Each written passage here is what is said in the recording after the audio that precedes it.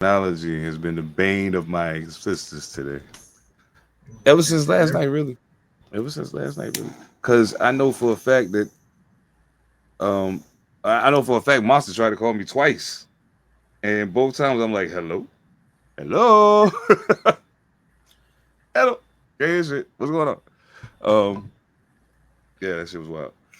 So But what? mhm. Yeah, it was wild.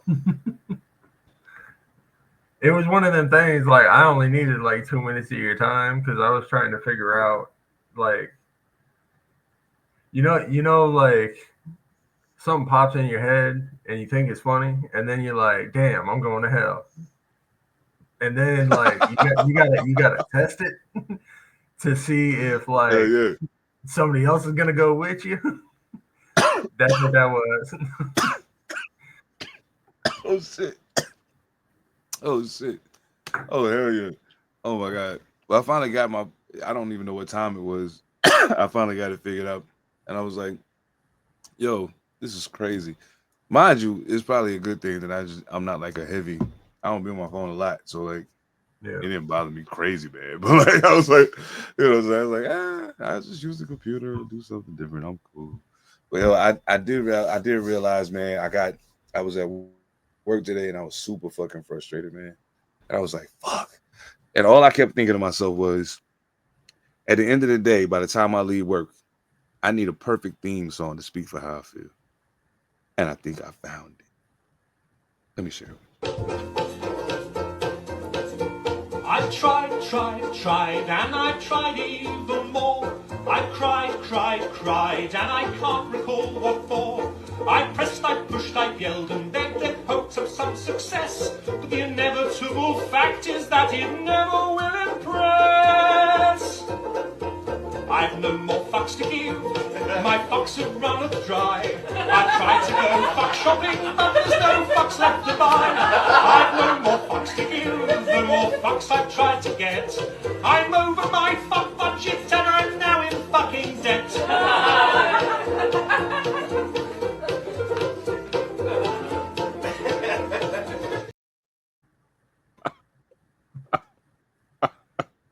A banger.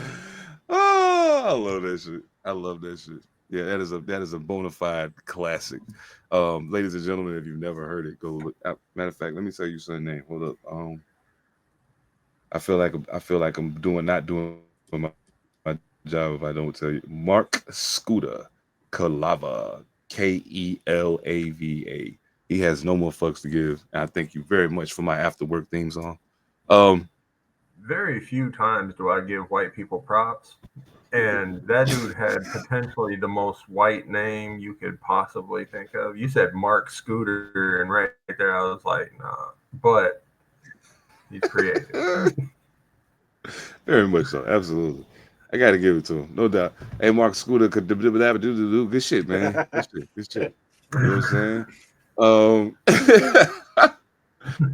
He got one Man, of man, but them yo, he sent the last dope names that ass, make you dope think ass. you're having a stroke. Mark Scooter could.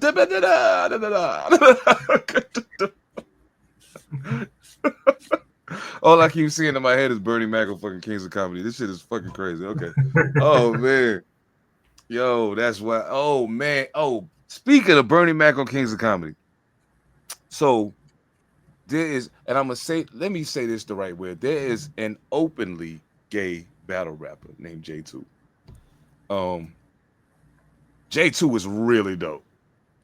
And J2 be saying he leaned hard into the, you know what I'm saying? Pause. But he don't run from it. You know what I'm saying? He know everybody gonna go there. They're gonna have all the gay jokes, blah blah blah. He don't run from the shit. You know what I'm saying? So you know what I'm saying? He almost everything I'm trying to say right now.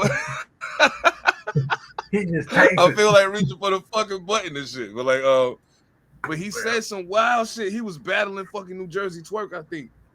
And he said some shit, but he ended it with the, you know what I'm saying? Keep thinking it's sweet like milk and cookies. You gonna meet him downstairs, you know what I'm saying? And some shit like that. And I was like, oh, this nigga's crazy. But like, yo, Yeah, J2 is dope, man. Like, salute to J2. Salute, yeah, you know. Hey, look, and the rest of y'all battle rappers, like, y'all should take a hint from him. Like, stop. You don't gotta hide. It's okay. It's 2025, yo. You know what I'm saying? It's okay. You don't let motherfuckers say everything else in the world about you on the stage battle rap. What's the difference? Y'all ain't gotta hide. It's cool. Like, it makes me think though. And I hate that the person that brought this to the table is not here to talk about it, but it's okay. It's okay. Because we will try our best to do it justice. But it's something that I think we all can relate to. So, fellas, pay close attention. Can go to connect with people without money now. Do you have money for a video game console? No? Oh, then you can't meet up with your friends on Fortnite. You know, do you have money to go to a movie? No, you don't. Or movies have gone up. Yeah, you can't hang out with your friends at the movies. Can you afford an Uber ride? No, you can't. Can you?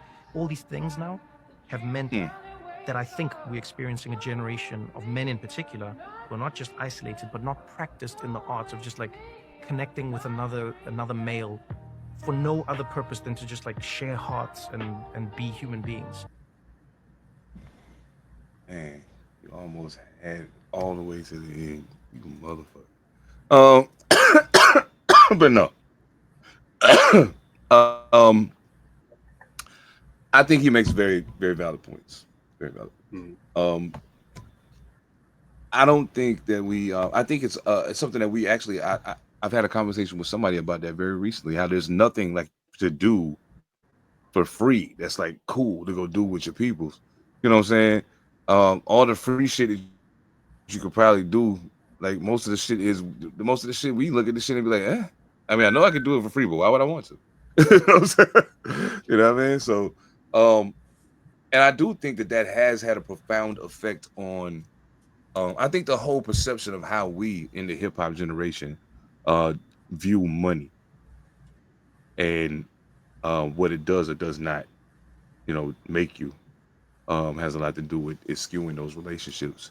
The fact that motherfuckers are comfortable running around calling other grown men brokies, and shit like that. Like, yo, what? You know what I'm saying? Like, it started becoming one of the prevailing disrespects that you could pay to somebody to call them broke. But now, because you have money and you know other people have money, y'all are in these particular places. The fact that the people who don't have it aren't there, you're losing the element that would have allowed you to use that environment to build a bridge with each other. Now y'all just there fronting for each other because y'all got money. You know what I'm saying? And I know we all have come from and exist within to a degree some of the circumstances. I mean, just out of curiosity, like as you was coming up and just coming into adulthood and trying to figure shit out, how much did having or not having the bread to do some shit? You know what I'm saying? How much do you feel like that impeded your ability to, to build those kind of things? Well, when you're younger, I mean, you don't really have a choice unless you're like getting money. But I wasn't doing any activities that would cause me to generate any income. Because I was yeah. Yeah. Well, it could be anything. People have chores, people have other means, you know what I mean? But I wasn't concerned about it. So yeah, I had friends that I would just ride bikes around the neighborhood with, and we would, get into trouble pretty much, but we were just kicking it. There was nothing that was of interest to us unless we were like actually given some money. And then of course you have your movies or you go to the mall or whatever. But, I'd probably say 2 weeks out of the month, you don't have any money. And so you're left just kind of twiddling your thumbs. You go outside and you just kind of kick it in the park or something like that. And sometimes you have conversations with people, sometimes you don't, but those conversations are definitely had at some point, whether it be on, Monday during summer break, or if it's a Saturday after a week at school. Back to it. Yeah, that's real shit. Hell yeah. I know it was there was a point where I think pardon me, especially as I got in the last couple of years of high school, 17, 18 years old. Then when I went to college, especially when I went to college. I think is when it kind of kicked into overdrive. Because I went off to college and my people was like, well, here, take this with you. You know what I'm saying? But like, yo, just know we giving you this, but be smart with it. Because we still gotta hold it down back here. Nah, we can't be sending, just throwing you money all the time. Like, you know what I'm saying? Right. That's what we gotta do. Now, one of the hindrances for me was because I was on a football scholarship, I couldn't get a job. Unless I got like a work study job on campus. You know what I'm saying? So I was like, well, most of those were already spoken for. So I was like, well, damn. But it didn't really apply the same in that instance because the college campus in and of itself is designed for you to build those bridges. You know what I'm saying? Like that's what it's for. You know what I'm saying? You roommates with a motherfucker from somewhere else who you ain't never met before. You live in a dormitory full of motherfuckers from other places who you ain't never met before. And y'all got to coexist in this space and find a way to get along. You know what I'm saying? So y'all can all learn some shit and become productive members of society and whatever other bullshit they sell. You know what I'm saying? Right. Absolutely. So college is definitely the epicenter of building those kind of bridges, just the way that you have put it. Because I have like vivid memories of kicking it with the friends that I made on campus and being fucking broke. What are we doing? We just sitting down in the square, or we might go down to the caf or something like that. Yes. But yeah. Man. Yeah, I'll never forget my very first time on campus. Like not when I went in for my recruiting visit, but when I went to go, you know what I'm saying, when I went to go check in the campus. So I got there and I'm like, yo, you know what I'm saying? Where the people at?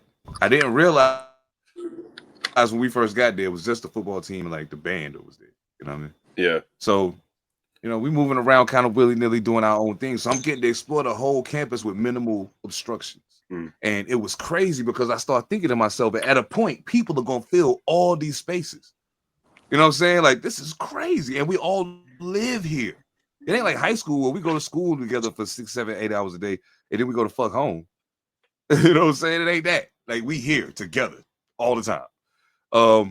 So yeah, that was definitely the place where I feel like those kind of relationships that I think were going to last. Like, most of my friends I made in college have been my friends longer than friends that I had prior to. Like, I'm still cool with people from prior to, but we not, you know what I'm saying? So yeah, it was wild, man. So at Monster, welcome back. You good? I knew you said it was probably gonna be a little choppy with the I had to say fucking just went to the phone. I'm gonna see if I can set up the tripod to make it a little bit more worthwhile. No doubt. But I definitely want to get your take on this. I guess we can spin it a little bit more. You know what I'm saying? We can definitely spin it a little bit more because Go I think ahead. So catch me up a little bit. Like, y'all started talking about college and shit. Oh well, yeah. Well, basically, we was talking about college because we was talking about how when Trevor Noah was speaking on men not being able to build those kind of bonds with each other. And then at first we started talking about how he was talking about primarily about the monetary part to keep people from being able to go out and kick it with their people and so forth and so on. But I was like, I think it starts way sooner than that. Like, you know what I'm saying? Like, and we both kind of came to the conclusion that it was past high school. Like, when you get to college and that degree of independence that you have in college, and it allows you to build those kind of relationships without the obstruction of your family being in the way. You know what I'm saying? That's kind of where you really start building those bonds. So I was wondering, like, was your experience similar?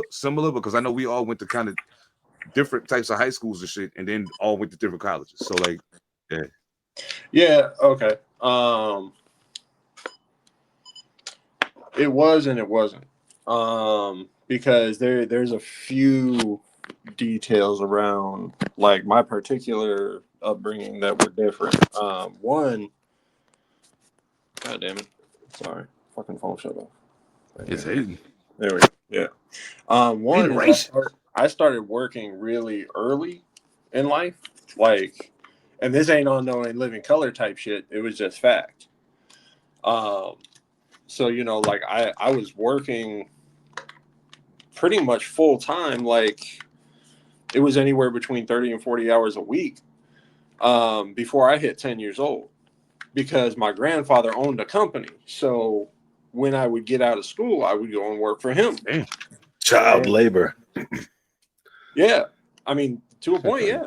But, It's cool, but it's yeah, it's just one of the things where. But that's the thing, like, because sorry. I was good at what I did, but because of that,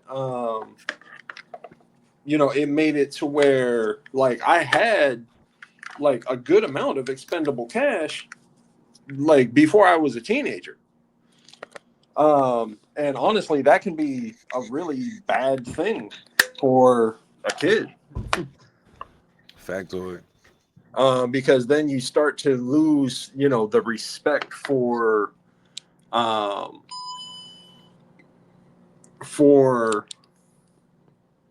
like the value of money.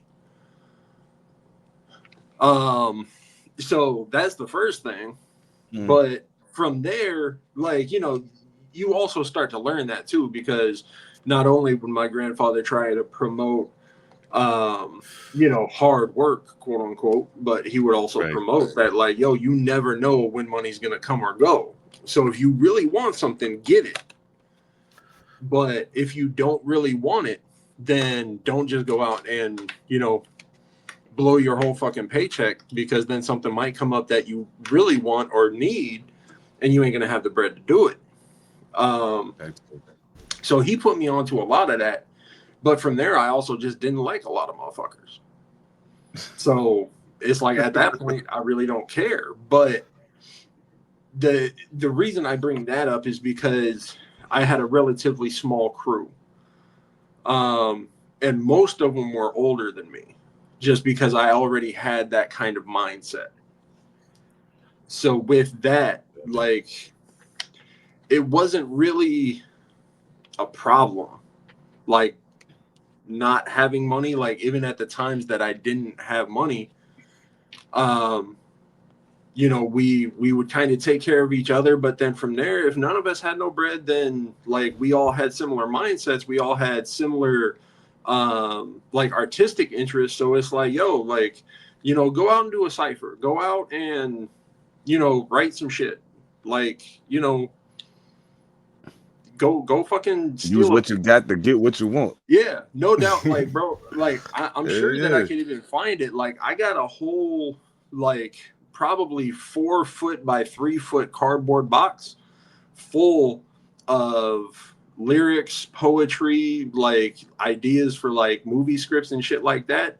And they're all written on like deposit slips. Because you walk into a bank and you rip off that motherfucking chain pen, grab 5 or 6 deposit slips, and you got some shit to write down. And you just walk the fuck out. Or if you happen to have a pen on you, you go into a fucking McDonald's and you just grab a gang of napkins. So there's a gang of napkins in there too. And you got a pen and paper right there. Sessions I was reading off of napkins, dropping them as I was getting to the end of the page and shit. Exactly. I used to just write on. I wrote on my hand. Yeah. See, yeah, I wrote on my hand. So yeah, so it's that kind of thing. So like, there are things that you can do,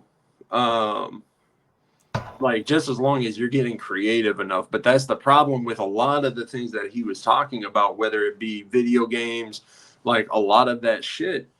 Not only does it not promote a healthy balance with your peers, it also doesn't promote a ventured creativity. True that. Hell yeah. There's a difference between reading a book and writing a book.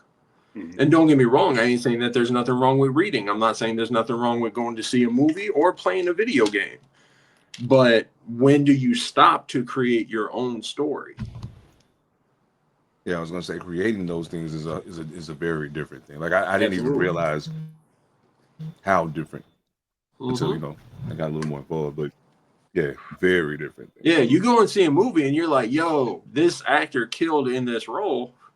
But then the first movie that you act in, you start to see how you emote in different ways, and you start to see the choices that that particular actor made in that role, and it can change it for you. if you had told me that I was going to be able to play a Southern Baptist minister in a play, and people actually, an older black lady came up to me after after opening night and was like, "Yeah, man, I gotta ask, are you really a preacher?" Mm-hmm. I was like, ma'am, I'm probably the farthest thing from a preacher standing in this building right now. And she was like, "Then you are one incredible actor. You did a great job. Thank you." I was like, "Oh, you are very welcome. Thank you." Shit. You should have just started handing around the collection plate. Feel me? Thanks. Feel me? Yeah, especially since we was in there doing that amazing cooking that we was doing for free 99.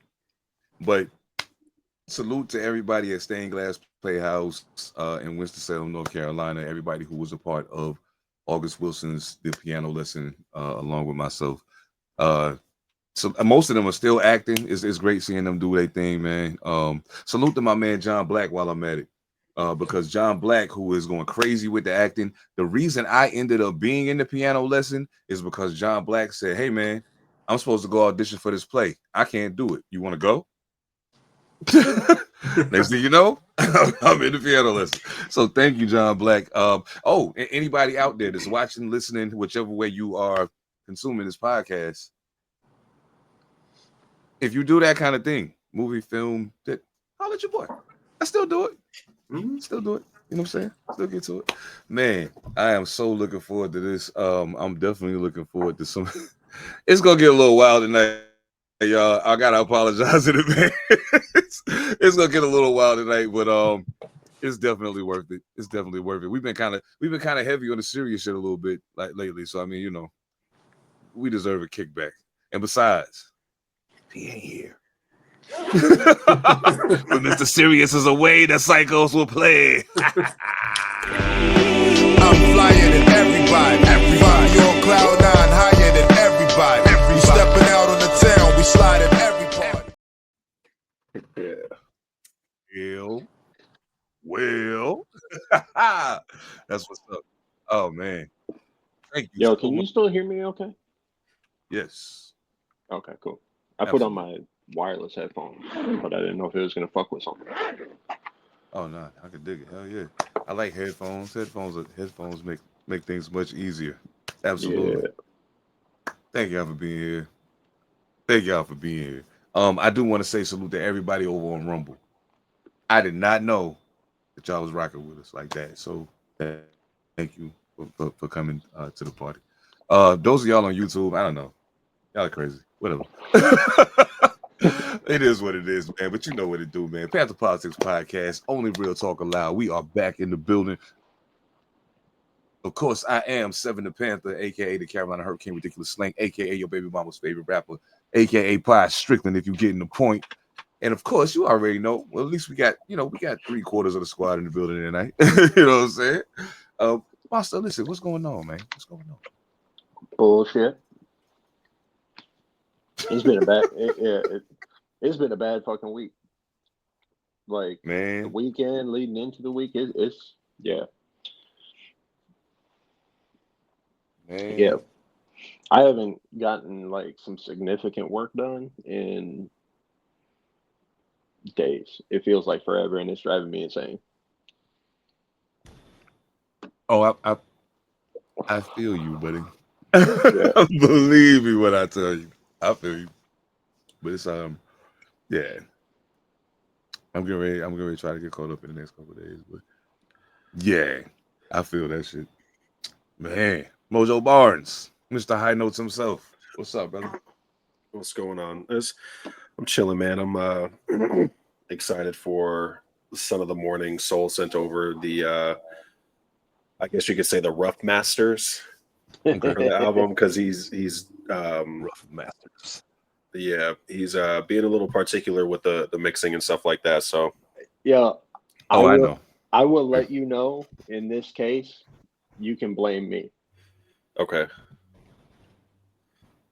That's cool. I haven't even heard him. Like, he didn't send it to me, but he told me about some of his hesitancies, and I told him, yo, like, there are certain things you can let go if it's like a nuisance, But if it's something that's going to bother you, like whether it's your album or not, you make the best possible product you can.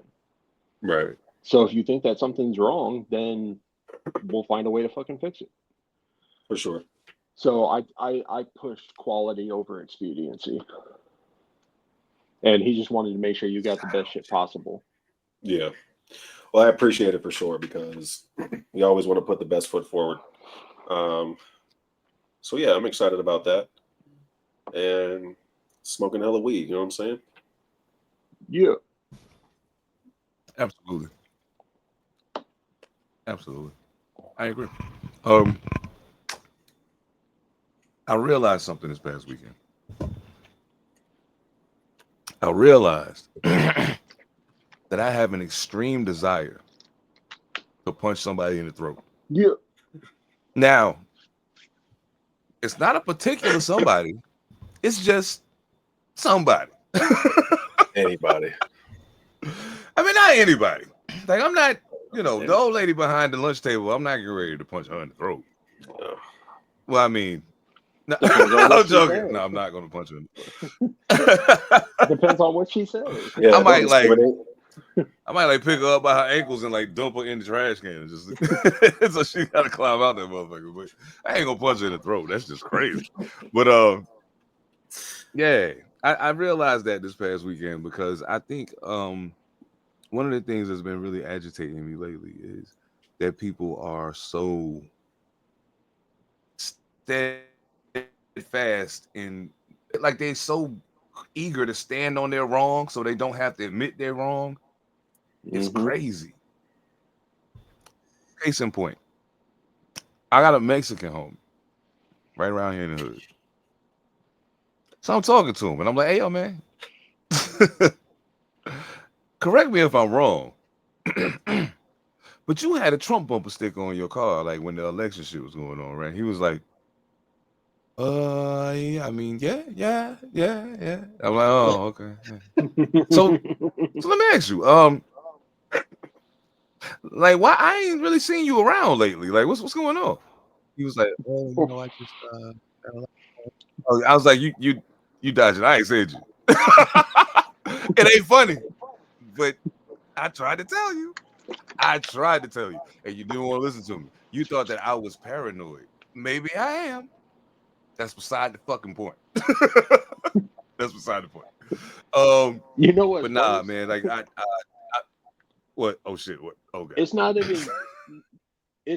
even that you tried to tell him. Trump tried to tell him. Bro.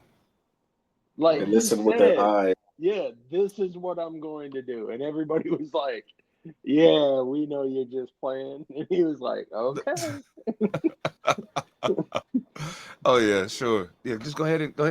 Yeah, right there.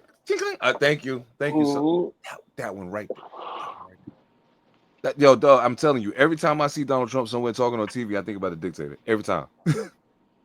Because it don't matter who you are. It's the moment you disagree with him, raise the guillotine. Shit. God damn.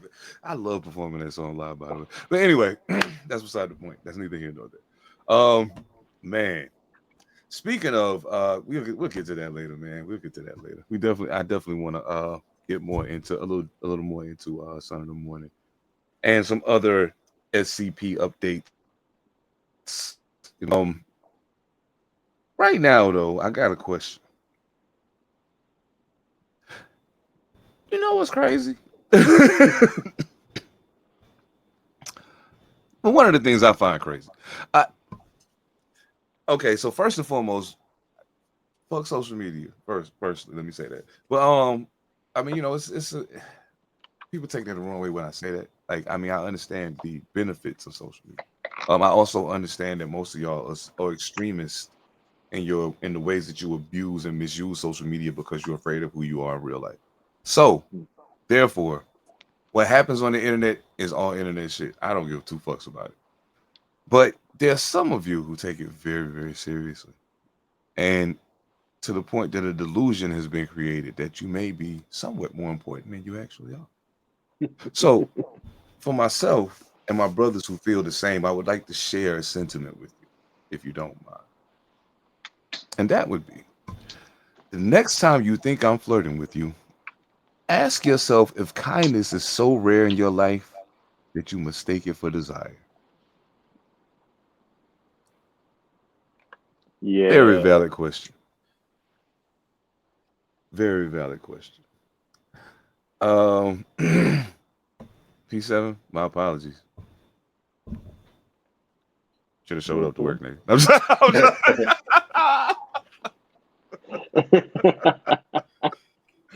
I'm playing, yo. I'm playing. Oh shit. And But I'm this saying, is I when we mean, know I'm next going. week if he listens to the show. Oh yeah. Oh yeah. I have a feeling he will.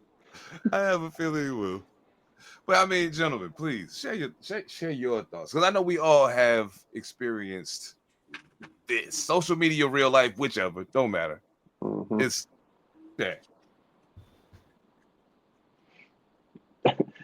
Mojo, would you like to go first?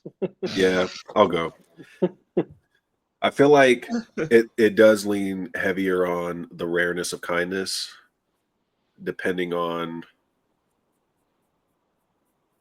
I want to say what you're attracted to. If you want something from someone, I think then that you mistake the kindness for what you're looking for, then that causes you to engage.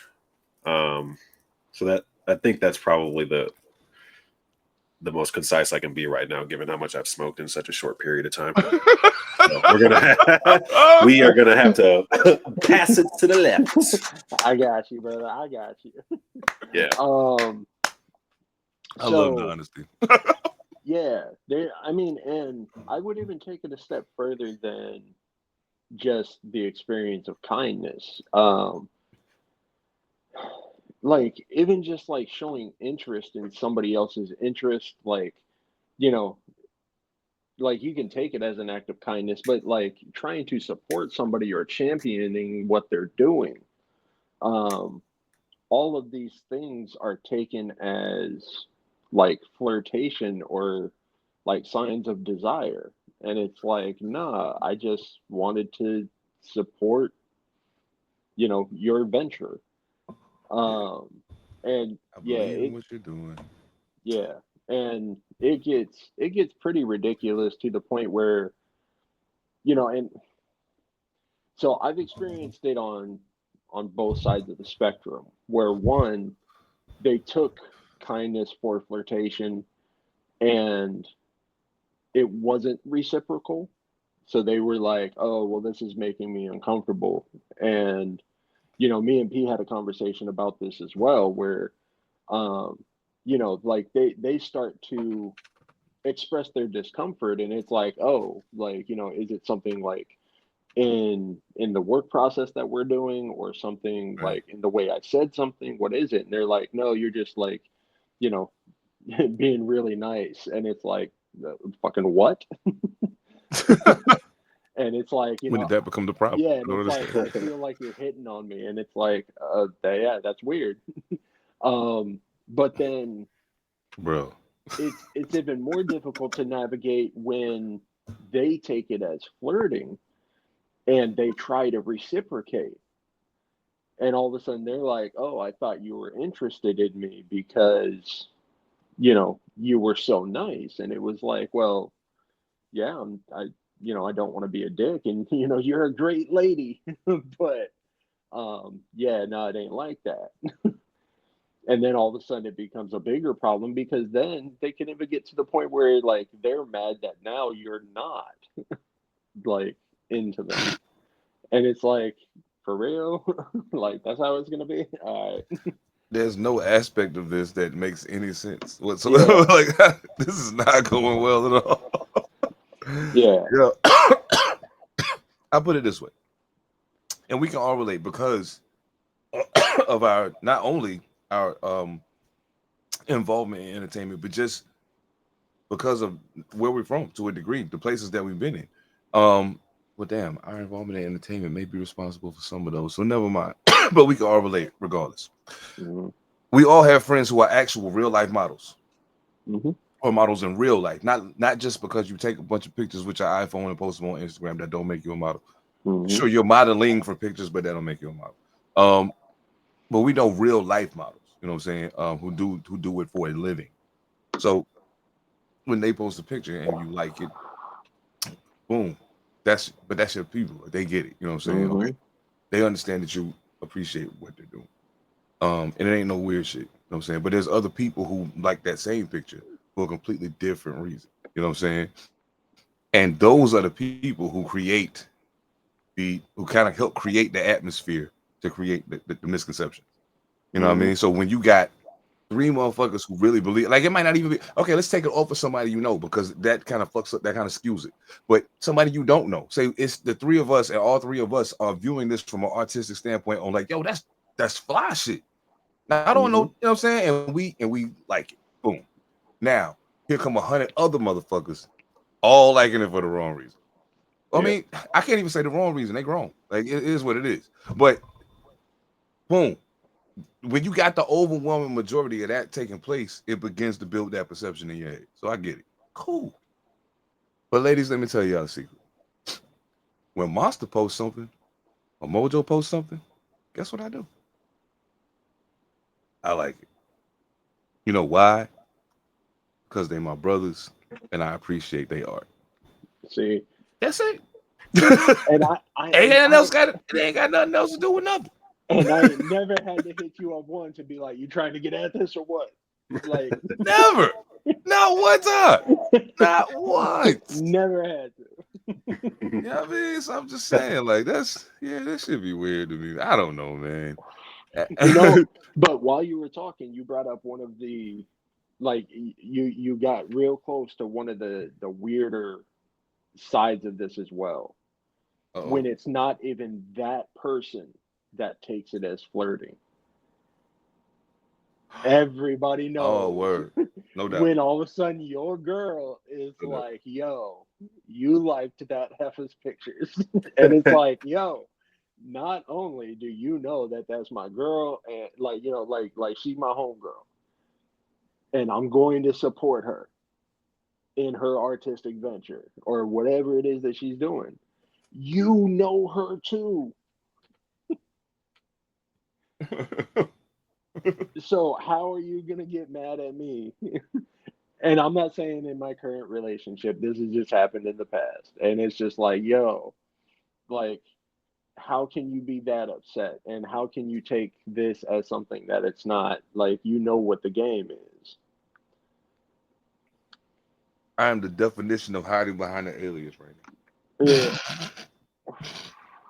So yeah, it's Yo, that's crazy. Yeah. yeah, I hate that conversation. It's like, yo, nah. If you're that insecure, like, stop that. He said, stop that. That what you doing? Stop it. Yeah. Yo, I remember the Mojo, I know you don't remember this shit. Never mind. It was a Michael Jordan commercial back in the day. I've seen it. The one where he was talking about drugs and shit. And if you are doing drugs, stop it. Stop. Yo, I always thought that was one of the funniest fucking commercials of all time, yo. And I know it was supposed to be so serious, but even back then when it came out, I died laughing looking at this. Like, what the fuck is he talking about? Yeah, I'm going clean. Mike said so. That shit crazy, bro. I was like, yo, Jordan is okay, bro. Keep moving, dog. Keep moving, dog. It's all good. Oh, But, man, nah. yeah, that shit's happened enough where, I mean, y'all have seen it. I like, if I work closely enough with a female, like, I virtually end up having to treat them like shit. Because I support my partners in everything that they do. And, like, I go 100% with it. So, like, I almost have to, like, overcompensate with the, like, fuck you, though. Like, just so that it doesn't get twisted. Word, I feel it. Hell yeah. You know this, and the craziest thing of all is when we're talking about something being crazy. You know what's crazy? Crazy. Monster kind of brought this to the table, and I was like, Oh "Yo, yeah, that's deep. That's deep." that's I the I brain only is took crazy. the top joint pause. Um, I figured we could expound on it from there, but please, the floor is yours, bro. This is crazy. um. All right. So there was a study done on like okay. Well, I guess let me start here. There is not an updated and globally recognized definition for psychosis. Like the term psychotic, there like is not widely defined. But they started doing research on human brains that were from individuals that showed psychotic tendencies. And they found that there are actually structural differences in the brain structure of people that suffer from psychotic tendencies. So we could end up coming up to the point where we can actually say whether a true definition comes out or not that somebody is structurally psychotic, and it could lead to more psychotic tendencies, whether it be lack of empathy, lack of feeling altogether. A lot of people get psychosis, like a psychopath and a sociopath mixed up. Um, so everybody just becomes a fucking psycho. Absolutely. But yeah, so there's a lot of symptoms of psychosis. Um, but yeah, we could come to the point where we can say that somebody is structurally psychotic to the point where they have a more likely they are more likely going to start showing psychopathic tendencies. And yeah, I just think it's interesting because I'm like, I know what's up here, bitches. Um, but whether people want to define psychosis or not, like the shit's out there, and now they might actually be able to start early diagnostics of it. I wonder if that like starts to fuck with the true crime industry. Like in the long run, you catch these motherfuckers before it gets started, and now there's nothing else to talk about. But like, Yeah. I always think stuff like this is interesting because as it always brings me back to why I majored in psychology in college. And I'm like, yo, it's always fascinated me. Why you do that? Not only why do you do that, but you think it's okay that you do that. Like for the most part, Hmm. like you have parts of you that feel guilt about it, but it's very little. The rest of the time, it's just like, oh yeah, I did this thing. I've heard interviews with serial killers that was so clinical. Hmm. You would think they weren't discussing strangulation and dismembering a person and all of these things. You would think that none of that's what they're talking about. They're telling you how to get to Walmart down the street. Okay. But it makes me question like how much further are you trying to go in defining it? Or are you trying to over define it? Or are you trying to somehow find a way to put some things within the scope of psychosis that don't belong there? You know what Hmm. I'm saying? That's the part that worries me about it. Yeah. Yeah.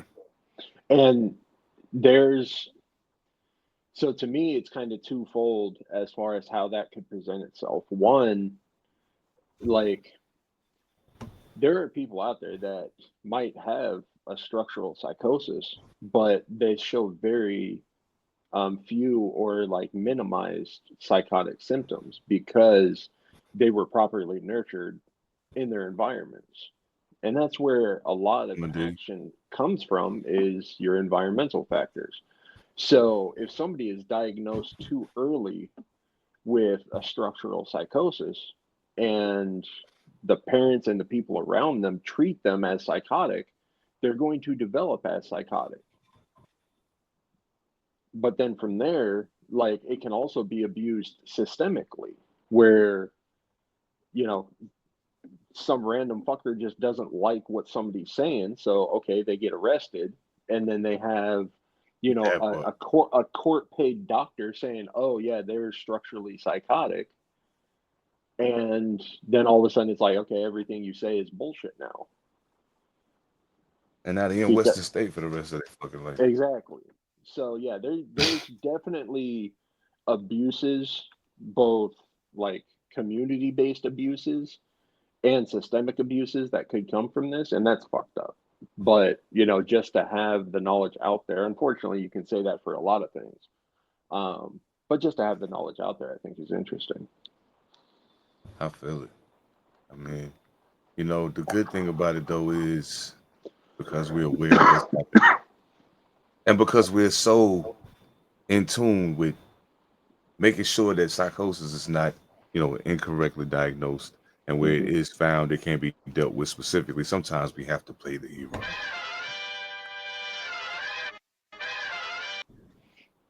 Yes, we are off to the races, ladies and gentlemen. We understand that there are definitely issues that exist in the world. We have to be able to make sure that we are doing everything we can to ensure that the mental capacity and the mental well-being of everybody, be they men, they children, and especially the women,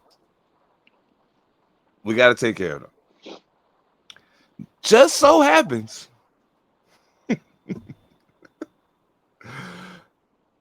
research shows sperm may act as a natural antidepressant for women. Yeah. Ain't that some shit? And this is when I love science. It's like, come on, baby, I'm gonna make you happy.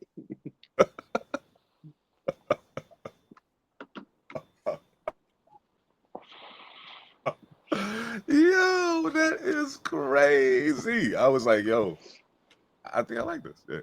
But I mean, I read the article, but I mean,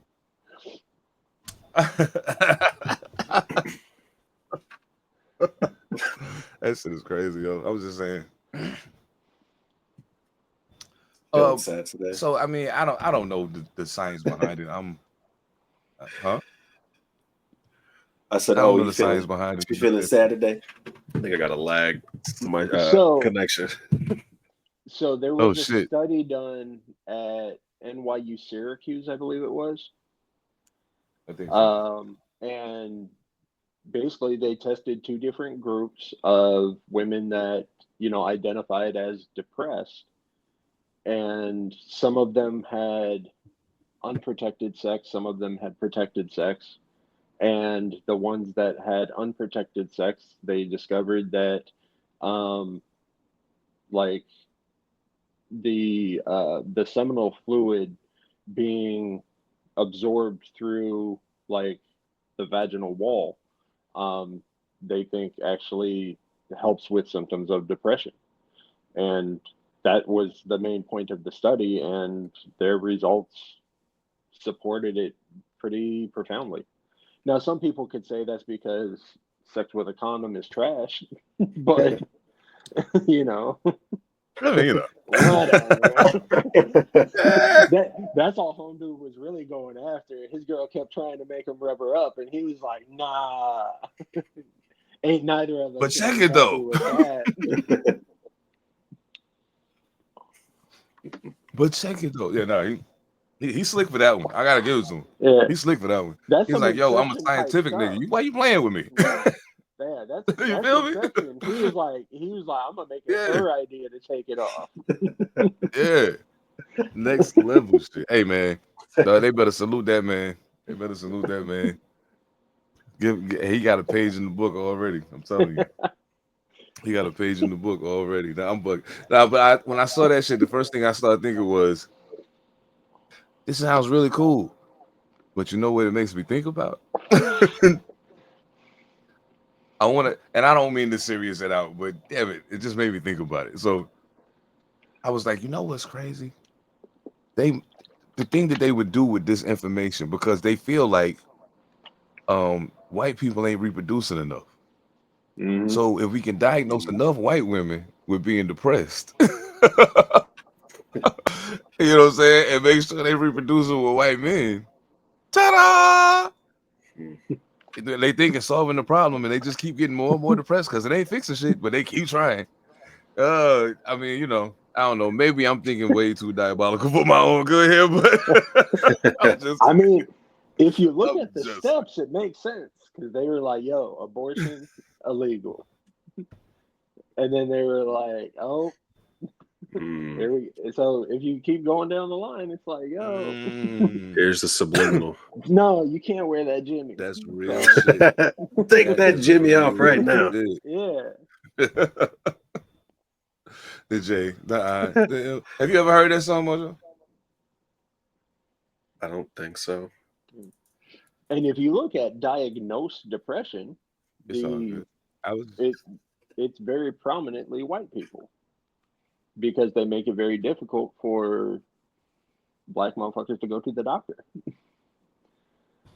True indeed. Real shit. I can't, man. Most of us don't trust fucking doctors no more. It's a reason for that, though. It's a reason for that, though. Shit. Oh, you know what else was crazy? When you said this shit, I was like, what the fuck? Yo. This shit's fly though. I like it. I like the way it looked, but I know it's some fucked up shit going on, so that's why I'm not really like. An enormous column of ash, estimated to be 18 kilometers high, is currently looming over Mount Luatobi Laki on the Indonesian island of Flores, after the volcano explosively erupted on Monday morning. According to a report from the head of Indonesia's geological agency, the eruption was also accompanied by a loud explosion and pyroclastic flows. No casualties have been reported in the immediate aftermath of the eruption. They said that shit is 18 kilometers in the sky. God damn. What the fuck? Yo, that's crazy. See. I be trying to tell motherfuckers, they're like, oh man, you moved away from the hurricanes and above. I said, yeah, nigga, but if one of these motherfuckers go kaboom, it's a wrap. If they go kaboom big enough, it's over for all this shit. Like, fuck, what is you talking about? So for those that don't know kilometers, because a lot of us know miles. It's 11 miles. Yeah. Yeah. Oh, my bad. Yeah, well, I guess we should have said that first. It's okay. But yeah, 11 miles into the air. Like, and if you look at it, it looks like a goddamn nuke went off. Yeah. Factory. I thought that. I was like, strange that looks like a nuke cloud. What the fuck just happened? I don't understand. Where did they go? There they are. All right. Whoa. I was like, damn, they said, fuck it, we out here. You went with the strict ISO. You were like, nah, not just ISO on me, like everybody else get out. God, yo, that shit is wild. Hold up. Oh, nah. You want to talk about something? This is like a theme developing here. Like I like a good theme, like a scheme in battle rap. When I see some fly shit, I think a good scheme is some dope shit to have. But it just depends.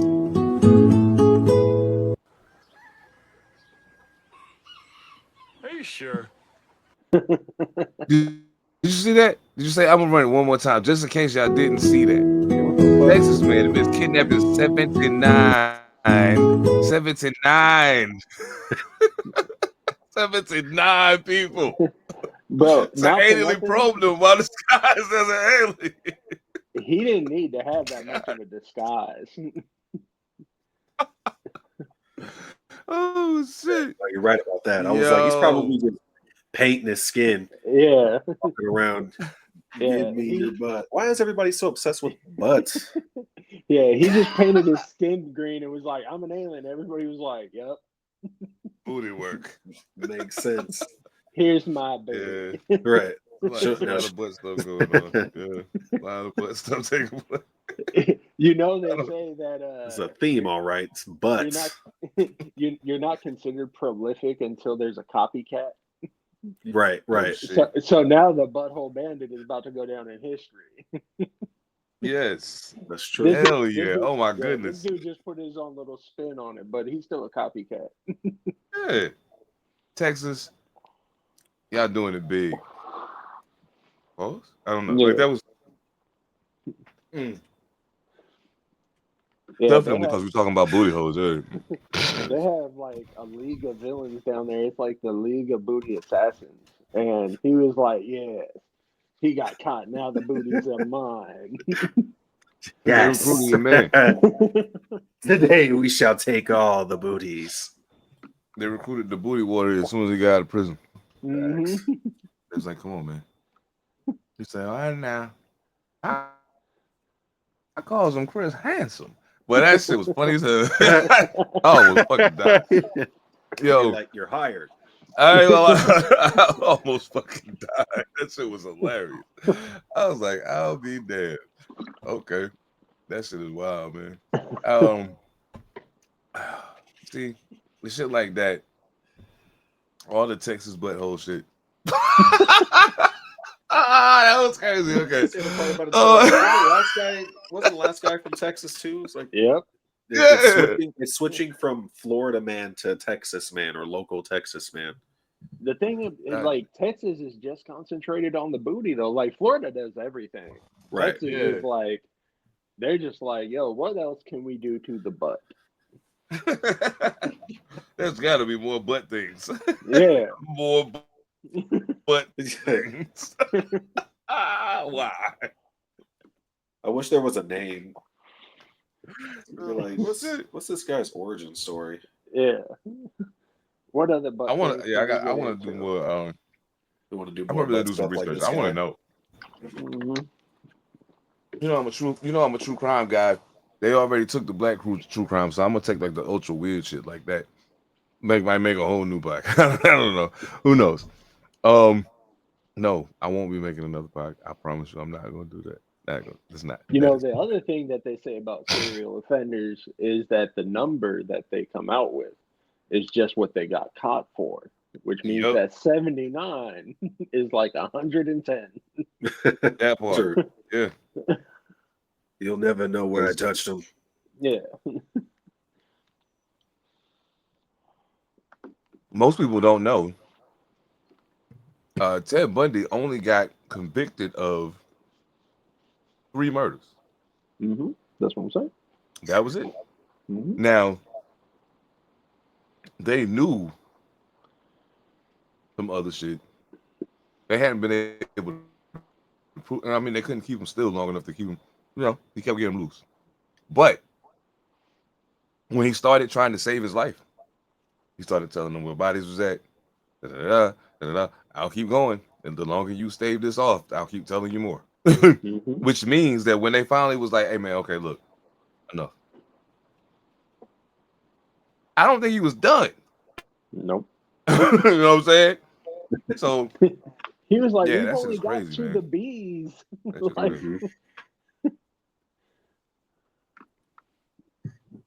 God, he said we only got to the bees. Oh shit. I can dig it. Hell yeah, man. See, but you know, while we on the subject of killers, it is absolutely positively true, beyond any shadow of a doubt, that there is an expiry for almost everything in existence. Everything got to stop at some point.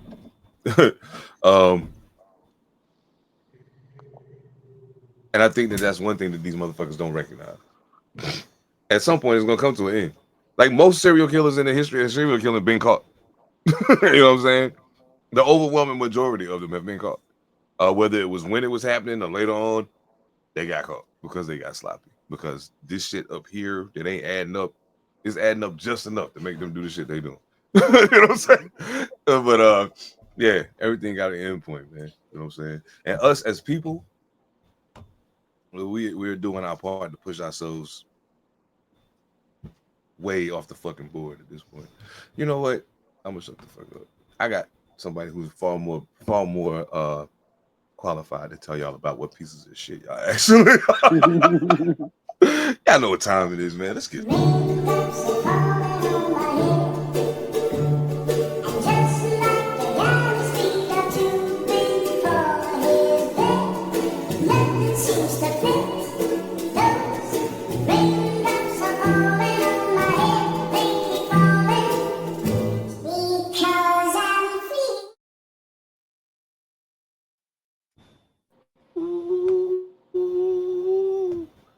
this motherfucker won't do it. Oh no, it's hating. There we go. Okay, I think.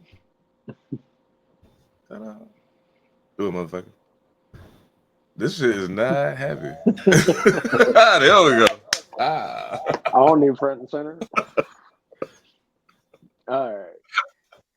My name is Monster Elicit, and this is Humanity's Shelf Life, because y'all are terrible. So, why does humanity have a shelf life? Because of laziness.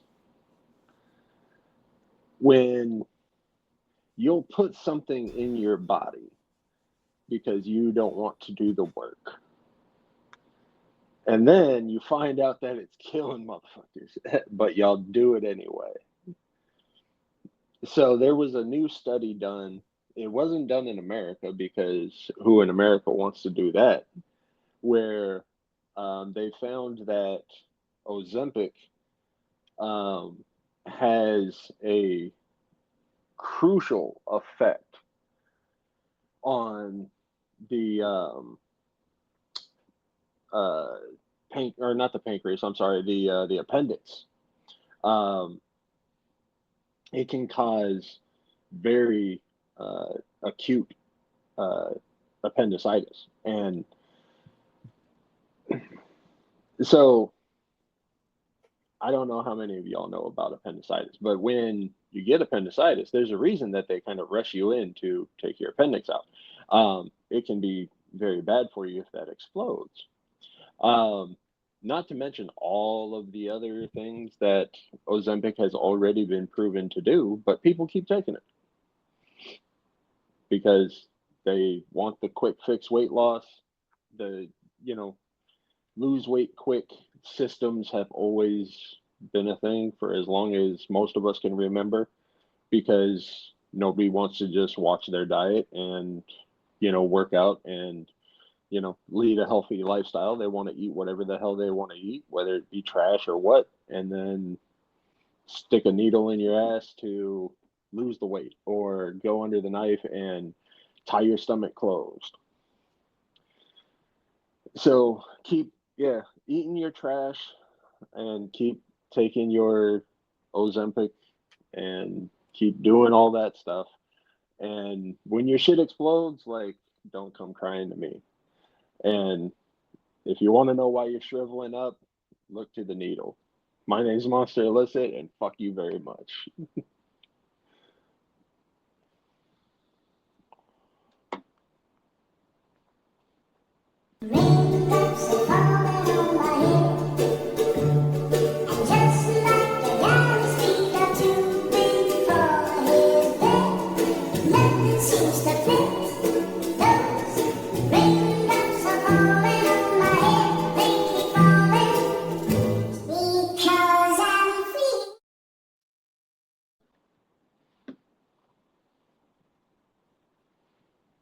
You're muted.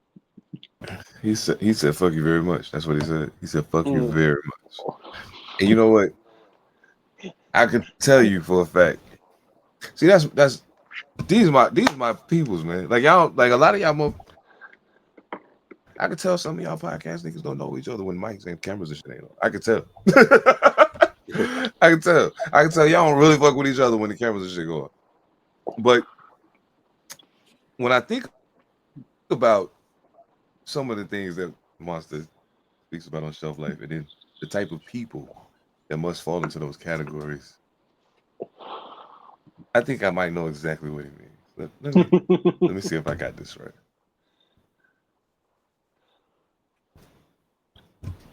You know.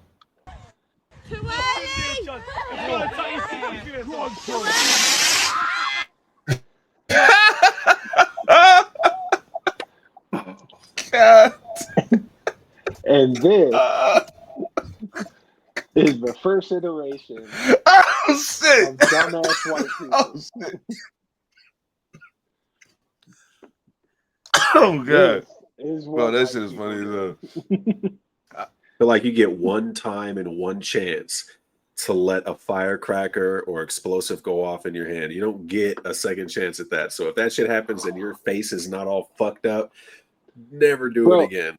Did you see the amount of fire that just Yeah. knocked that dude's You face? good? Walk the fuck away. Yeah, it probably turned his nose into a marshmallow. Yeah. That nigga was Johnny Storm for a hot second. Like, Yeah. I don't know what inspires anybody to do anything these days. Like, there's so To be many able to weird say things. they did it. I guess. That's what I feel like. Because Mhm. I can't imagine what would inspire you to that's do why that. I was playing with fireworks. It's the rush. It's like I can do this fast enough to just fucking, or I can hold this and nothing's gonna happen. Yeah. There is no way that you put that in your face and say, I can do this fast enough that it'll be okay. Nah, it ain't going down like that. Hell Yeah. nah. And I why think, you why know, is like the the large wild fireworks? shit- Mm-hmm. Do a See, pop it. that's So I almost sent you another video, but I was like, you know what? I'm only gonna do one. But this dumb motherfucker had like an M80 in his hand and a match. Lit the M80 and then threw the fucking match. Oh shit. Oh, dumbass. And then he looks down at the M80 and goes, "Oh my god!" and like throws it up just in time to get it out of his hand, and it fucking explodes. Bro, what the oh man, salute the 4Extra, man. 4Extra apparently blew his hand off. That shit's crazy. Like I I don't shit. even know how to Mm-hmm. yeah, man. that's just wild, yo. Gotta be careful with that shit. Be Sheesh. smart. Yeah, that shit was crazy. I was like, yo, what? I don't play around. Did I send you guys a Man, video of I'm the like, hey, enormous why would you? fire? Like, I don't I don't think we saw that one. Okay. But I'm not surprised. There's a gang of them. Well, this is one that I was by when I was trying to do some fireworks with Nora. Oh, you witnessed this personally. I sure did. So yeah, I had I was rolling around because you're trying to find a place to shoot off some fireworks because a lot of people are like, don't do that, or I just didn't want everybody being like, you're not supposed to do that because I didn't grow up giving a fuck. But you just want to be respectful of people's space and not cause a fucking fire. But we found a street and we lit off like some sparklers, right? And then I see this glowing because we're also looking around for the fireworks. And then I started hearing screaming, and I'm like, oh shit. So then this huge fucking fire just was erupting because I don't know exactly what happened, but it's just trees engulfed in flames, like some shit you would see in the Lord of the Flies. It was crazy. Damn. They call them Mojo Barnes the arsonist. Oh shit. No, I was just joking. Pretty good. That's pretty I good. was just joking. Yeah. My girl was watching a I was just video, saying. and it wasn't less than 5 minutes long, and every clip in the video was somebody letting off a firework. It goes off, but then something happens, and it lands in all of their other fireworks, and all of a sudden, all hell breaks loose. And it's like, I think these are still explosions, people. Like, I got a problem with explosions to begin with. Like, I don't do well with explosions that I'm not causing because I have bad experiences. But when it comes to fireworks, it's like, yo, you got to know what you're playing with. You might see pretty colors, but those come from a place. you feel me? Exactly. Like, this ain't just some it ain't just all of a sudden clouds. appear in the sky and shit. Like, nah, it's other things that's got to take place in order for you to see that. And there are actual real consequences to that. Like, you know what I'm saying? Atmospherically. So people are crazy, yo. Like I just don't, you know what I'm saying? Even when I was a kid, at like maybe the first time or two I seen fireworks, I was like, yo, that's dope. Then after a while, it was just kind of like, I mean, okay. Yeah. I don't get it. Like I don't understand. Like it's just like the same shit over and over every year. It's not like some new shit, some new high tech you know, people dancing through the sky and fireworks is happening. It's the same shit over and over again. You got some You know what I'm saying? fireworks. Yeah, you know what I'm saying? It's gonna have to be like I done seen this same trick. Like Michael Jordan dunking from the free throw line wasn't as fly to me the third time he did it. I'm just saying. The first two times I was like, oh shit, that's crazy. Third time I was like, all right, look, you do it again. I'm gonna have to start asking some questions and shit. But nah, man, it's just I think fireworks is kind of. I always thought fireworks was kind of bum shit. You know what I'm saying? Like I was like, yo, that's the type of shit you do when you ain't got no. Yeah, man. You ain't got no. You know what I'm saying? You ain't got no swerve, and you just like, yo, let me figure something out to do. Like they doing some fireworks somewhere. Let me let that entertain her because I ain't got no talk game or nothing. Like so something. You know what I'm saying? Like I don't know.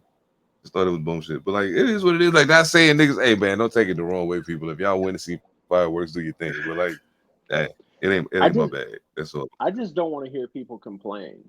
Like if you're complaining all year round that you broke and you ain't got no money and you got this and that, and then all of a sudden you go buy $500 worth of fireworks, it's like, yo, I don't want to hear you talk about money for the rest of the year. Nah, maybe your problems are a little different than what you think they are. You know what I'm saying? Like maybe you got the wrong concept of what your actual problem is. Yeah. I feel that. Like, you know what? I wish I'd remembered this when we was having the conversation about the psychosis and shit. Because to me, like, it's a lot of things that are happening, that are clear examples of people. Like, cause okay, check this out. Probably better to do it this way. There seems to have been a uptick, especially like in the last decade or so, in my opinion, at least from what I've been able to see. In like engagement with true crime. It's always been a thing, but like it seems to be on the upswing. You know what I'm saying? Just because of stories, people finding out about more things. That's why you're able to find more and more. Like all these podcasts existing, and a lot of them ain't covering the same stories because it's just a lot of motherfuckers killing motherfuckers out here. You know what I'm saying? Like it is what it is. But the thing with it though is when I think about that, like you think about people that have real issues, and then even within those stories, you find out there are people who don't have real issues. Like, don't get it fucked up. Like murdering 10 people to you might seem like a motherfucker's crazy, but when you talk to them, you realize, oh, you ain't crazy. You just like to do that. And some people might think that make you crazy. I don't agree with them, but I'm saying there's people that think that way. So. It's a lot of people marketing off pretending to be psychos. And you know what? Mojo actually shared some really wild shit with the group. And I was a little perturbed after I saw it, but I think we should share it with the people. And I would, if possible, I would like for this gentleman to come on the show so we can discuss exactly what the fuck is wrong with him. I would like to know. I got another pair of boots mailed to me. When I got them, they were still kind of damp. They've mostly dried out by now. They're still kind of stuck to everything. But here's the creepy part. Obviously, yes, there is a VHS tape in this one. But in this one, there was this phone. When I found this phone, I thought maybe I was supposed to call someone using it. So I turned it on to see if there was any numbers or anything. Whoopsies. And there is a number. It's just listed as A. And when I call the number,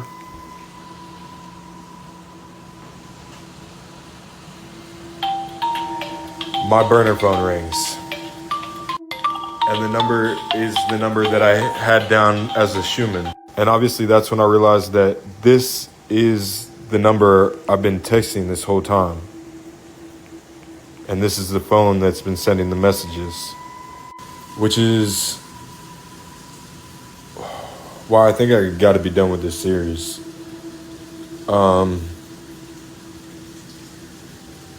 Yeah. It's a lot of money in crazy, ladies and gentlemen. A lot of it. It's a lot of money in crazy. I would just say that. It's I would wild. just say that. So that's Shiloh Hill. He's actually a WWE star. Oddly Oh. enough, but I just stumbled across him That's why I don't because know who it yeah. I stumbled across him because of the algorithm, and so he's talking about this dark web, what they call an onion site, called the Schumann or something like that. The Schumann, owner of souls, like it's a play on the soul of a shoe, Mm. but all of these shoes appear to have like blood on them. Basically, most of them dirt from some sort of like scuffle. When he's saying that they're still wet, it's because it's like they're taken off right then and there, or there's something on them. I don't know what it would have to do with anything other than they're taken off of the victim right then and there, wrapped up in shit on, some crazy shit. But otherwise, Shiloh Hill had basically ordered a second pair of these shoes, and it appears that the person he communicates with in regards to this business sent him the phone. Like, I don't know if he was trying to get information or what, but it's like, I'm a whole lot closer than you think. And so that's what makes it creepy. But supposedly the website has a lot of shoes, like a lot of shoes you can take a look at, all different types. They have names associated with the shoe. And so it's like, okay, well, I can see blood on these shoes, right? Are these the names of the people who were murdered in these shoes, or have something to do with the reason why there's blood on them? And they're going for like hundreds of dollars. I don't think a price on there I glanced at was more than like $130. But the one that sticks out the most for me is like it's a pair of forces, and I forget one of the names, but there was one it was one pair. I'm trying to find, because there's a lot of speculation as well regarding this. People think that Shiloh Hill is the one who has been like curating all of this to boost his status for WWE. So there's a whole lot of speculation around that too. So a lot of people are going back and forth. They're finding evidence and connections with pairs of shoes. Someone pointed out that a pair of dark Oxford shoes were on the list to be purchased, and the name was Evelyn. And there's an article from 1983 when she went missing. So certain things like that have connections, or at least are close enough to where it seems like there's a connection. But it's pretty crazy. Yeah, that's wild. I damn. Yeah, this okay. I might actually might start paying some more. Make pipe. Sounds a little interesting actually. First I'm looking at this motherfucker like, bro, what the fuck is you on right now? But now that you explain it a little more, I'm okay. Okay. That's still like some weirdo shit, but yeah. And I still think it might be a publicity stunt, because I feel like anything tied to WWE is a publicity stunt. But yeah, you know what I'm saying? That's just me. That's just. It's a hell of a defense, though. You go and bust somebody up, and you're like, "This is my business. I need his shoes." The fuck you mean, man? Oh shit! There's a lot of I think, you know what? I think the thing that most of the time stuff I see on social media about it. There's one thing that's almost guaranteed to at least make me be like, huh? Before I keep scrolling. And these are bad hip hop takes. And these are not bad hip hop takes from the standpoint of a hip hop take that is in 100% alignment with my own. Not at all. I mean a bad hip hop take. I could share one with you that I seen recently.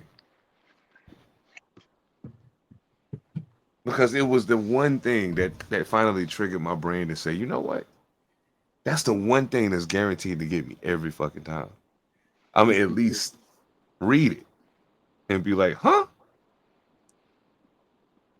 I don't generally respond. Generally. Unless it's some real flagrant shit.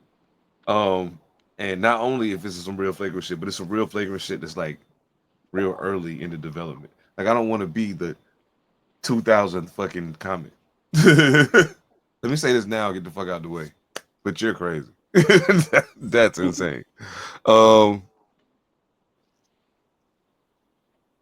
don't know, man. Y'all tell me what y'all think. Y'all tell me what y'all think. Ladies and gentlemen, y'all should. Oh, for those of y'all that are listening and not, I'm at the black this bitch ass nigga's name out. But this punk bitch ass motherfucker, those of y'all who are not viewing the video, salute to y'all. You're very fortunate. It says if Drake left hip hop, the game wouldn't just change, it would flatline globally. Now, I have my own thoughts, but please, I'd like to hear what you gentlemen think about this one. Drake ain't in hip hop. Yeah. So it's moot. I just think it's weird that it's Drake that you would consider to be like the last pillar holding up the roof of hip hop.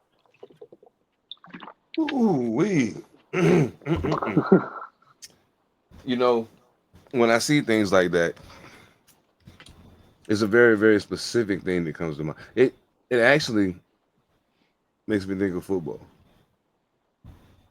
I know. I know. It sounds crazy, but I can explain. I can show you better than I can tell you. There we go. Penalty on the play. Unnecessary dick riding. 15 yards. Get him the fuck out of here. Hey, bro, listen. I need you to understand something. First of all, like hip hop don't give a fuck what Drake do. Hip hop don't care. Nope. Mainstream music media cares. We don't care. We got other things to worry about. You know, strangely enough, the people that those of you who walk on that side of the line wanted to try to put in a whole different category. Those of us who are actually hip hoppers are far more concerned with what's coming from them. I'm highly anticipating, even after the bullshit, I'm highly anticipating this next J. Cole album. I had to admit that to myself. I really want to hear this. Because at the end of the day, I can stay mad at you about that, but I can't deny that you can rap your ass off. And I just so happen to like people that can rap their ass off. So I'm tuned in for that. There are artists who, because you worship Drake the way you do, you can't even mutter their names because you don't know them. But they're absolutely incredible. And those people are actually pillars that are continuing to hold up the house that is hip hop. Not Canada Dry. Fuck out of here. Fuck out of here. Yo, I heard about this stream this motherfucker did. But the gyro, I was getting ready to say y'all heard that song you put out, but never mind. I actually only heard it because another podcast was talking about it, and they said that he was taking shots. So I was like, bro, like at this juncture, it might be in your best interest to just go back to doing what you was doing before. Just go do that shit. Let this go, please. Because if you think Kendrick did you dirty, like Can I be all the way? I'm gonna keep it all the way 100 with some. Okay, I fuck with Kendrick Lamar. I really fuck with Kendrick. What? I'm gonna be completely honest. There are plenty of people whose pen I put ahead of his. You know what I'm saying? Like I think he's a great rapper, great MC even.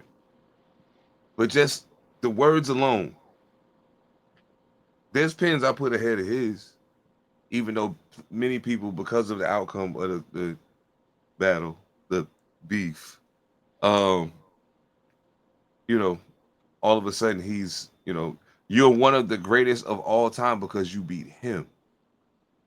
That don't fly with me. That don't fly with me. I heard too many great rappers in my lifetime to let that fly. So, and that's no disrespect to Kendrick at all. I think he's amazing. I fuck with him all the way live. You know what I'm saying? Yeah. I mean, that's just, I don't know. People are fucking weirdos, man. Like we have to continue to do what we do and show people how that's supposed to go, because otherwise shit gonna be fucked up. Shit's gonna be fucked up. So when you say that he's taking shots, like, so I haven't heard this track. I have no intention of hearing this track, but I assume pretty like on the nose taking shots at LeBron. Oh yeah, probably a little less on the nose, but like fairly flagrant shots at Kendrick. Like I can probably list 4 or 5 names, and like they're gonna be on there. Like at this point, it's not even creative. It's like, and you're not trying to expand past anything that's happened. So yeah, it's like, what's the point? Like anything that you drop, we know exactly what it's gonna be. So why listen to it?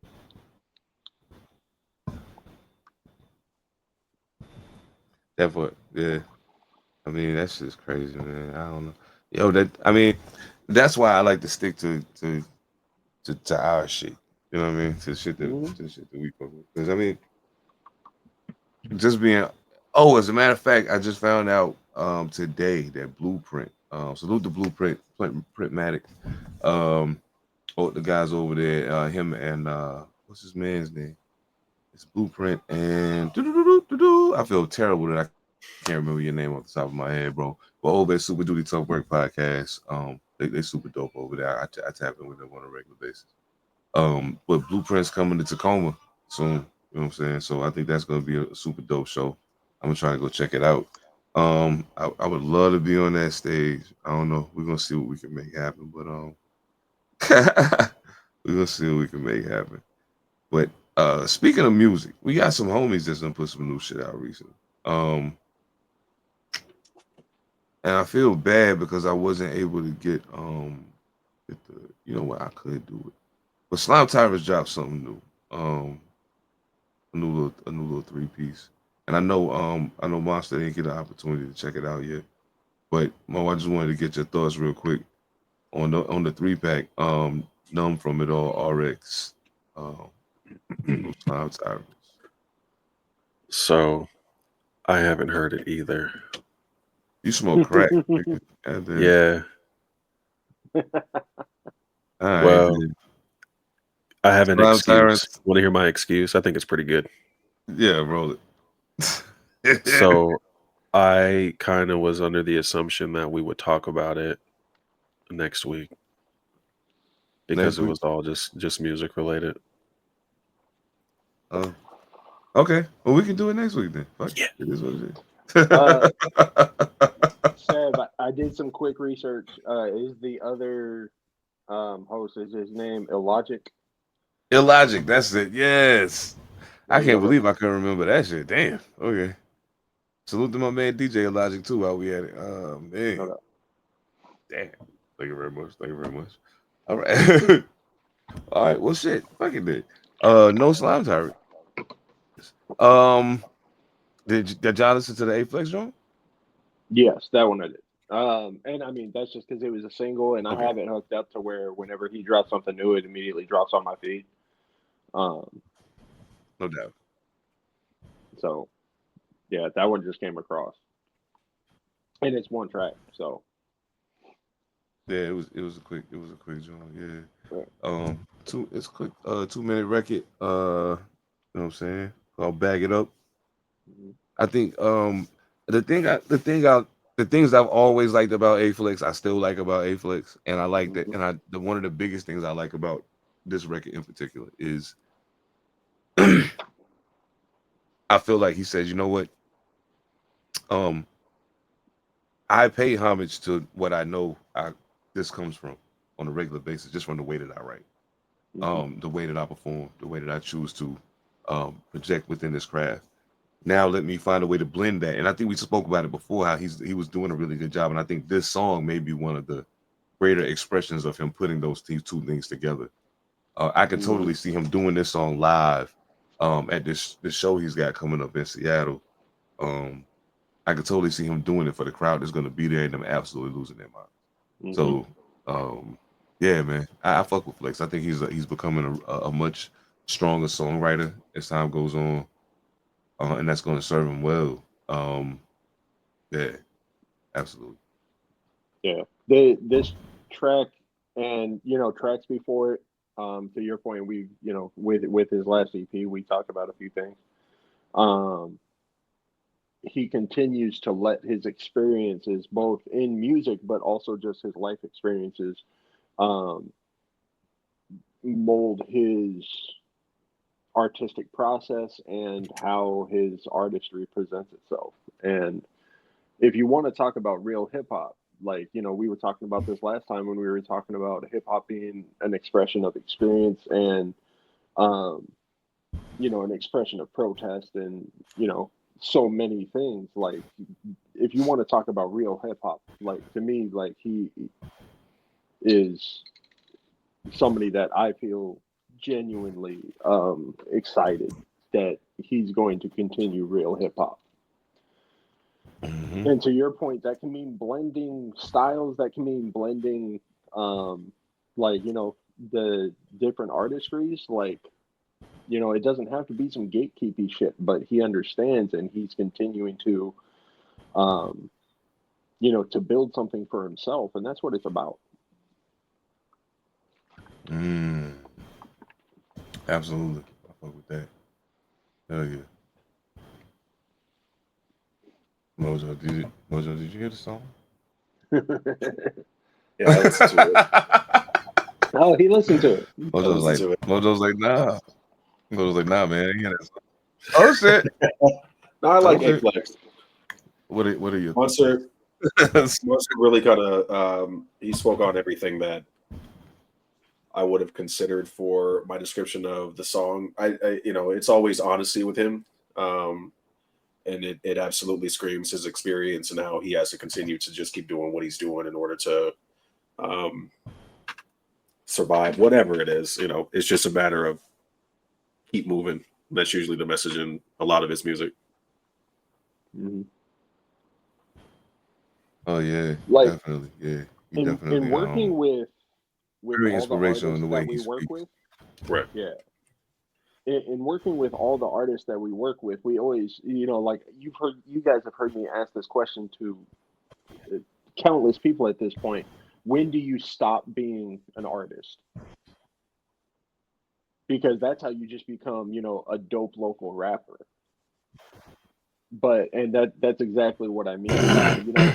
When Mojo says, like, the truth behind who he is, like, you can tell that he's putting his artistic experience but also his personal experience, and like he's putting his life into each one of these tracks. And that's why some might come out as party tracks, some might come out as like more reflective tracks. Like, he's taking his artistry and putting his whole life into it. And if you want to be an artist, that's what it takes. Absolutely. And I know salute to A-Flex, man. Watching his continued growth as an artist has been super dope. Also salute the Lobes. He's getting ready to start dropping some new music. I seen a clip of some shit he dropping on Instagram or Facebook, one or the other. And yeah, sounding crispy, getting to it. You know what I'm saying? Like them young cats, man, they hustle hard, man. I fuck with their drive, their work ethic. You know know what I'm saying? Shit happen. You know what I'm saying? Make you have to take a step back sometime. But you know what I'm saying, how you come back, all it really matter. And they always come back, you know what I'm saying, ready for action. So you gotta love that. This shit, man, hey. I remember the first time I thought to myself, you know what? I think music, I think that's where it's at, yo. You know what I'm saying? And I remember the song that I heard that told me, yeah, this is the way right here. Like no matter what, even if you got to do other things to survive, you know what I mean? This right here. And it was like literally a combination of things. It was first it was Eric B for President was the song I heard that, you know, so I wrote my first verse mimicking Rakim on that record. You know what I'm saying? Yeah. And then the first time I heard Raw by Big Daddy Kane, man, it was I was like, yo, wait, what's happening right now? You know what I'm saying? Like, I don't understand what's going on. Like, is this possible what I'm hearing? Like, this can't be real. You know what I mean? It was crazy, man. When he said, here I am, RAW, a terrorist, here to bring trouble to phony MCs and move on to seize, just conquer and solve another rapper with ease. I'm at my apex, another czar below, nothing but a milliliter. I'm a kilo, second to none, making them, man, that nigga was going crazy. I was like, yo, man, fucking Kane is nuts, yo. Kane was wild with it. And I gotta admit, you know what I'm saying? This is a twofold thing because Kool G Rap was like my first favorite storyteller. As much as I love Slick Rick and I love Slick Rick's storytelling, like as far as being a technical storyteller and some of the other things that come with that, Slick Rick is more so that I think he's more so built his career off of storytelling than G Rap has. But G Rap is an amazing storyteller. And I always admired that about him. And I always felt like on the second symphony that he got the best of Kane. You know what I'm saying? But Kane went last because he was the star. But I think he had the best verse. But those guys, man, and then I can never deny, no matter whatever my personal thoughts were. First of all, KRS-One is an absolute animal. Let me be clear about that. But my very first tour ever was opening for him. You know what I'm saying? I learned so much observing him live on the stage, watching him move crowds. Learned a lot from him. And to know that these four pillars of my own hip-hop experience, what made me the MC that I am right now, and the way that they're revered by those who know. I can't tell y'all how much I almost cried when I saw this. Word on the street, Rakim, KRS-One, Big Daddy Kane, and Kool G Rap are forming a super group. Oh my goodness. This has got to be every hip-hop nostalgic, real hip-hop heads, you know what I'm saying, for lack of a better term, wet dream, pause. But questionable. Realistically speaking, though, 2025, what's the expectation?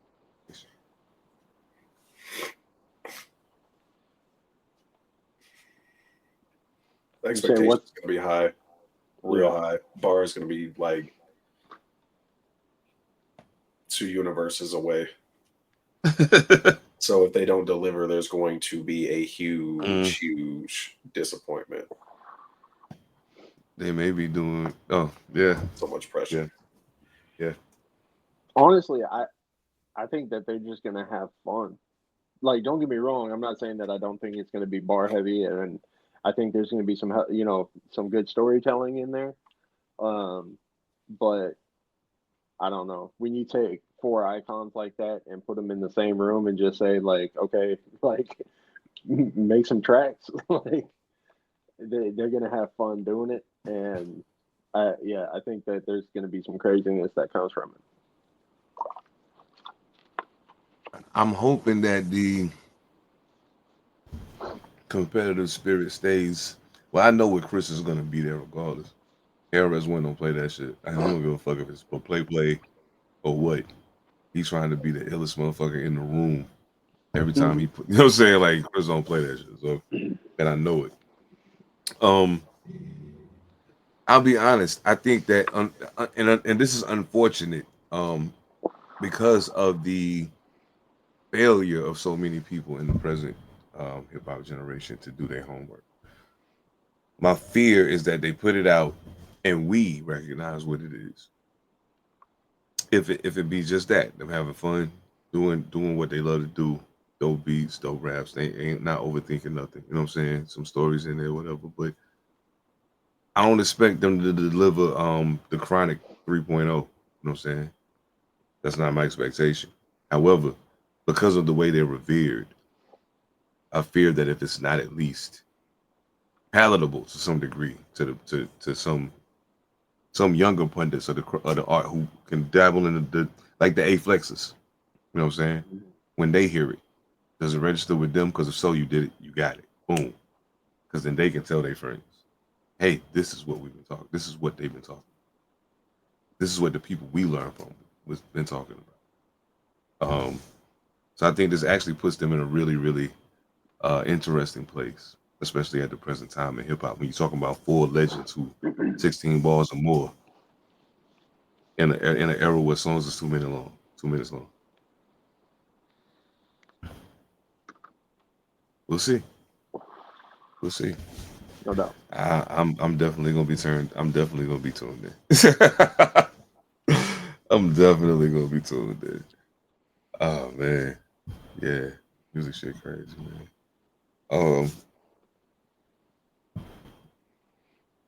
You know. Hey, Monster, you want to preface this video, man?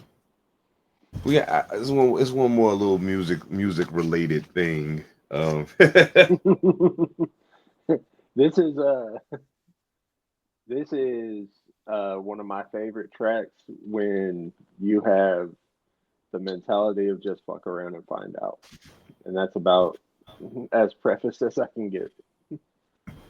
Say less, my brother. Say less. Lost his mind, and I've got my 45.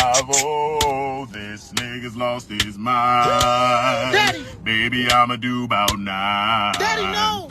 And since he's talking jive, I finna let it slide. I'ma put about 2, 3, 4, 5 right between his eyes. Oh shit! Well, now. Now that is bars. Classic. Hey, hell yeah. Fuck around and find out.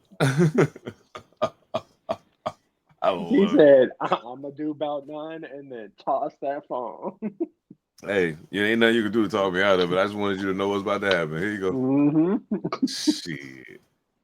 Well, what you smoking tonight, man? I'm smoking on some Ooh Wee, the ice cream cake number 8.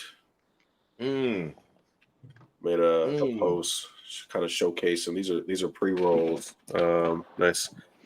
Nice little quaint containers. Oh yeah, mine is over there. Yep.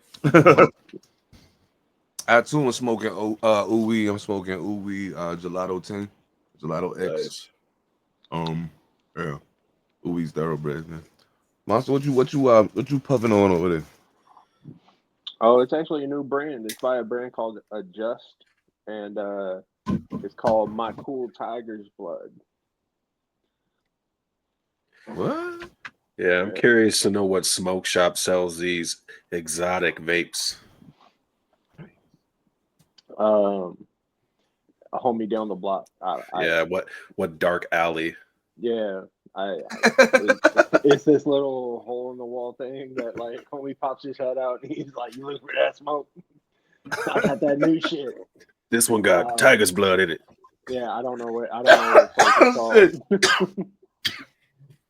Oh shit, that is crazy.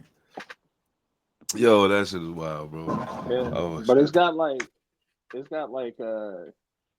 I mean, I don't know if you're going to be able to see it, but it's got like military tactical like body to it. It's crazy. Mm-hmm. Why?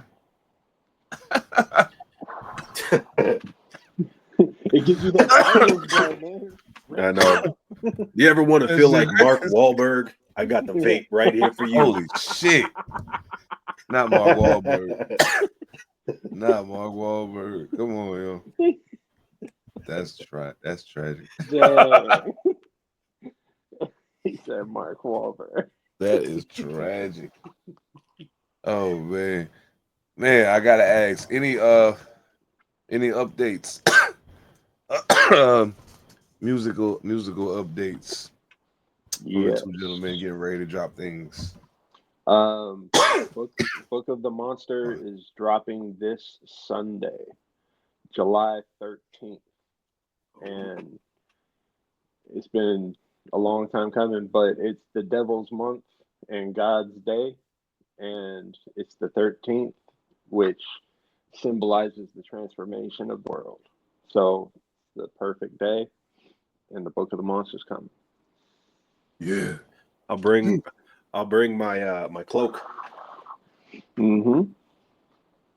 Yeah, there's I highly recommend that y'all go to church, get right with your God, and then listen to the album. I'll leave it up to them to tell you if you should smoke something or not. Absolutely.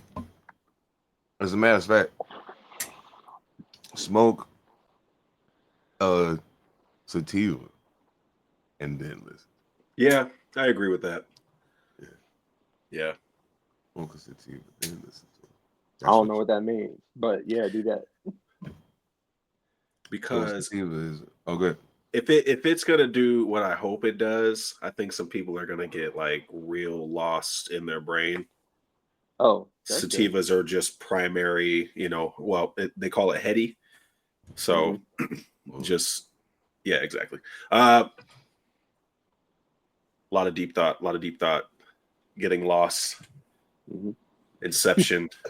Okay. Yeah, I can dig that then. But yeah, there's some stuff that's been on the horizon for a while that's gonna be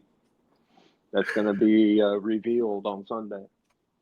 Mm-hmm. Mm-hmm. So all of y'all that kept asking,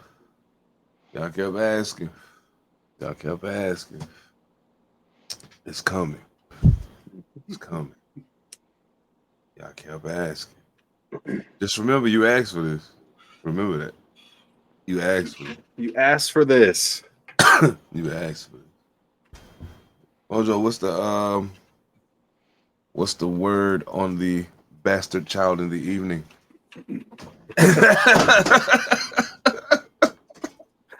All right. Well, all right. Well, since you put it that way.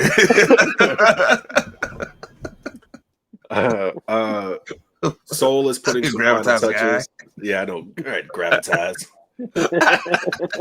Gravitas, isn't that cute?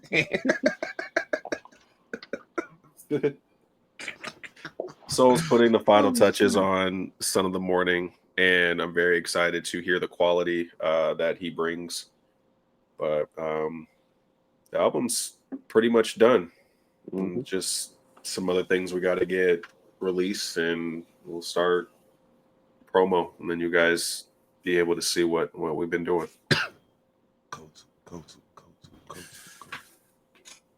Yeah. And I'm done recording Virtuoso. It's gonna be mixed by Poe Mac. So I'm not exactly sure when that's coming out right now. So in the meantime, in between time, I'm getting ready to record another 5-song EP with Tuna Beats out of LA called Caesarean Flair. It's gonna be some real quick, for lack of better words, cocky rap shit. You know what I'm saying? Get the fuck out of there. Boom, boom, in and out, like a crack house. Keep it moving. You know what I'm saying? So yeah, we're gonna make that do what it do. A lot of sound chamber shit coming down the pipeline, man. Soul the Interrogator got new music coming. You won't fall between. Shit. Kotu. Ah, that was it right there. Ain't no doubt. Salute to the homie P7. You know how I'm gonna know whether or not you listen. Matter of fact, I ain't even gotta say it. We already talked about it. I'm gonna find out if you listen. I'm gonna know about it, buddy. I guarantee. Oh shit, yo, this shit was dope. I had a good time. This was fun. Absolutely. So, salute to the guys over at All Purpose Podcast, man. Evan Almighty, Phantom. Salute to everybody that's been locking in with us on Monday Night Live. All the new people that's been coming to the table on Rumble and on YouTube. Thank y'all so much for being active in the chat. You know what I'm saying? And talking that sports shit with us. Got plenty of shit coming down the pipeline. I can't really speak on it right now, but I mean, I already brought it up before, but it's about to be some. Yeah. You about to see some things. About to see some things. It's about to get. We about to get to it. That's all I can say. We about to get to it. We do got some pretty. If I say so myself, pretty impressive interviews coming up on All Purpose Podcast. I got some pretty dope sidebars interviews lined up. I got to interview the guys about their prospective albums because they, you know what I'm saying, last time around, I was trying to not seem like I was showing favoritism, and that was stupid as fuck. Because, like, if you can't open the door for your homies, if you got a door to open, why the fuck would you not do it? Short Bus City. So, yeah, anyway. I'm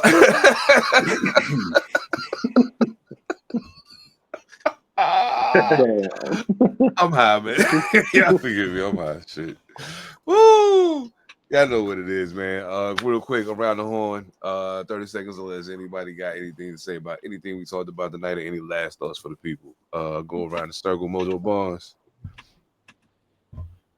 No, not really. Son of the Morning, Book of the Monster, July 13th. Few and far between, and whatever Seven's got going on. You know, he be doing shit. Yeah. He be doing shit.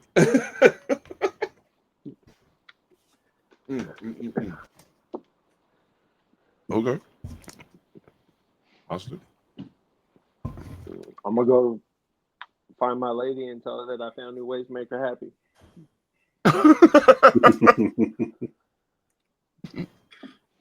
I found a new way.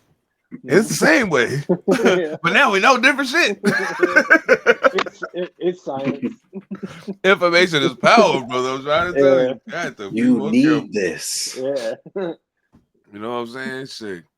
Oh man, to all the people out there, final thought for the night is don't be bitches. That's all. That's true. We can all have fun and ride this shit out till we, kick rocks and shit, because we all gonna do it. But don't be bitches. You know what I'm saying? Y'all already know what it is, man. One more time. Salute P7 on behalf of the crew. Monster Elicit, Mojo Barnes. I am Seven Da Pantha. We are Pantha Politix Podcast. We'll catch y'all next time, family. Peace. I'm flying and everybody. From your cloud nine.